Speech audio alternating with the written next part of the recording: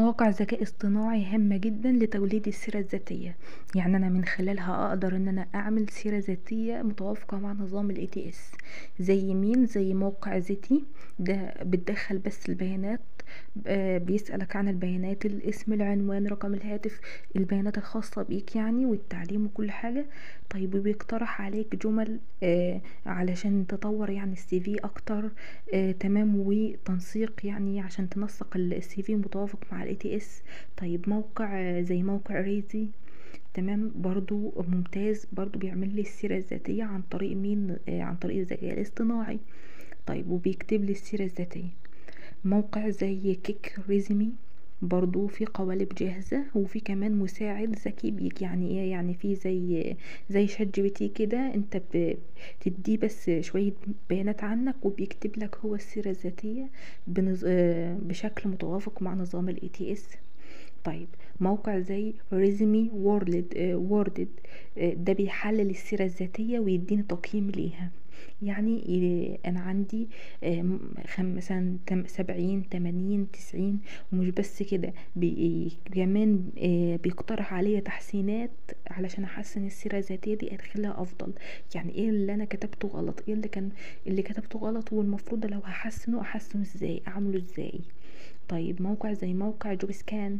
طيب موقع جوب سكان بتدخل السيرة الذاتية والإعلان بتاع الوظيفة. هو بيديني برضو زي سكور أو درجة للسي في، وهل هو متوافق مع النظام، متوافق مع الإعلان الوظيفي ولا لأ. فبيقترح عليك يعني تحسينات ان احنا نقدر من خلالها ان احنا نحسن السي في ونخليه يبقى أفضل، بحيث ان انت تحصل على سكور عالي. طيب تمام. طب هل انا عندي شات جي بي تي نفسه يقدر ان هو يعمل لي سيرة ذاتية متوافقة مع نظام الاي تي اس؟ ايوه. طيب ازاي؟ عن طريق مين؟ عن طريق ان انا عندي آه آه برومبت. تمام، هسيبه في الديسكريبشن اسفل الفيديو. انا عندي في مكان الاقواس بكتب بس ايه؟ هكتب البيانات الخاصة بتاعتي. يعني مثلا انا ابحث عن وظيفة، اكتب الوظيفة بتاعتي. عندي خلفية في ما في اكتب مجالات الخبرة، انا اشتغلت فين بالظبط. اريد ان تكتب سيرة ذاتية احترافية متوافقة مع نظام اي تي اس، تتضمن ايه؟ ملخص احترافي في البداية، تكتب لي ملخص عني، خبراتي السابقة، وتستخدم مع استخدام افعال قوية، مهاراتي المرتبطة بالوظيفة، شهادتي وتعليمي. طيب ايه هي البيانات بتاعتي؟ تكتب البيانات: الاسم، العنوان، رقم الهاتف، البريد الالكتروني، كل ده. طيب وتعمل لصق برضو للاعلان بتاع الوظيفة اللي احنا، وها هو اعلان الوظيفة، نحط اللصق للاعلان الوظيفي بتاعي. بس هيكتب لي سيرة ذاتية متوافقة مع نظام ال ATS. وبرضو اقدر ان انا اتأكد واحاول ان انا احسنها اكتر، ان انا اخد السي في دي اللي هو كتبهولي. تمام، وطبعا ونعمل له لصق بجوب سكان ونشوف هل متوافق مع، ونحط طبعا لصق الاعلان الوظيفي، وهو بيديني سكور او درجة هل متوافق مع نظام الاي تي اس برضو او لا. وهل هو مش فكرة اي تي اس، هو متوافق مع الاي تي اس، بس هو الاعلان الوظيفي الوظيفة بتاعتي. يعني انا عندي السي في كتبته بشكل متوافق مع الاعلان ولا لا. نستخدم مع بعض موقع جوب سكان في معانا ريزمي، هنتأكد إذا كان وطبعا إعلان وظيفي، عايزين نعرف هل السي في أو الريزمي دي مناسبة للإعلان الوظيفي أو لأ، وهتاخد تقييمها قد إيه، والكلمات المفتاحية اللي استخدمها، والاقتراحات اللي هيقترحها عليا موقع جوب سكان علشان أحسن السيرة الذاتية. خلينا ندخل على موقع جوب سكان ونشوف النتيجة. اول حاجه احنا طبعا انا سجلت على موقع جوب سكان بالجوجل. امسح سيرتي الذاتيه، وبعد كده نعمل ابلود للسيره الذاتيه، مستندات. تمام. طيب انا عملت هنا هنا السي في او الريزمي. هنا هنحط الاعلان الوظيفي. تمام. الاعلان الوظيفي ده اللي هو احنا اللي احنا شفناه ان هم مثلا طالبين محاسب، طالبين مدرس، طالبين علشان وظيفة معينة، هو ده اسمه اعلان وظيفي. طيب نعمل سكان.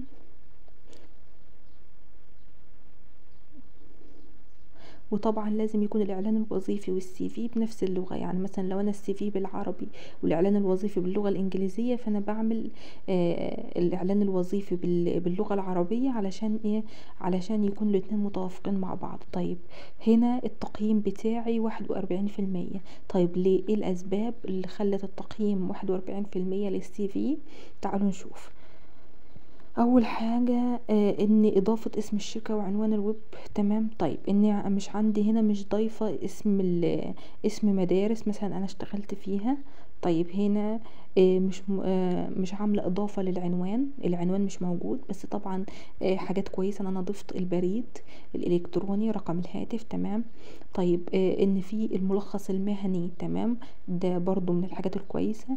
ايه تاني؟ عناوين الاقسام. تمام، ان لقد وجدنا قسم التعليم في سيرتك الذاتية متناسب مع الوظيفة دي.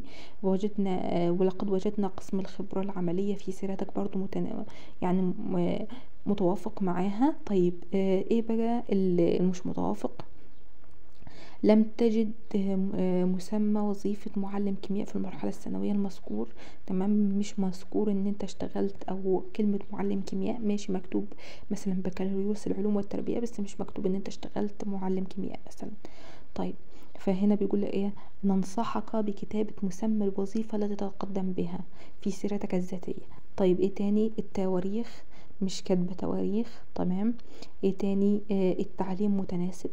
طيب ايه تاني؟ لا انت تستخدم سيرة ذاتية ينصح باستخدام التي اكس تي. يعني هو قصده ان انت عندي لما اجي اعمل اسكان، فهو الافضل بدل ما انا احط بي دي اف او ملف وورد، بدل ما اضيف بي دي اف او ملف وورد، لان انا كنت اعمل اسكان ان انا اخد النص بس، النص بتاع السي في والنص اللي هو الخاص بالاعلان الوظيفي، واعمل لهم مطابقة، لكن ما اعملش ما اضيفش يعني السي في. فدي برضو حاجة غلط من الحاجات اللي انا ضفتها. طيب تمام، ده برضو ده زي ايه؟ سكور لكل حاجة، مديني زي درجة. تمام كده انا عرفت ازاي ان انا اكتب سي في متناسب مع مين؟ مع نظام الاي تي اس. وازاي كمان ان انا اتاكد، وكمان لو عايزه ان انا موقع او مواقع الذكاء الاصطناعي تكتب لي السي في مواقع، خدنا المواقع كتير، 4 مواقع. وكمان لو عايزه ان انا تكتب لي السي في مع يعني انا بس هديها مجرد بيانات عني وهي تكتب لي السي في. وكمان شات جي بي تي هيساعدني جدا، وهسيب البرومبت في الديسكريبشن اسفل الفيديو.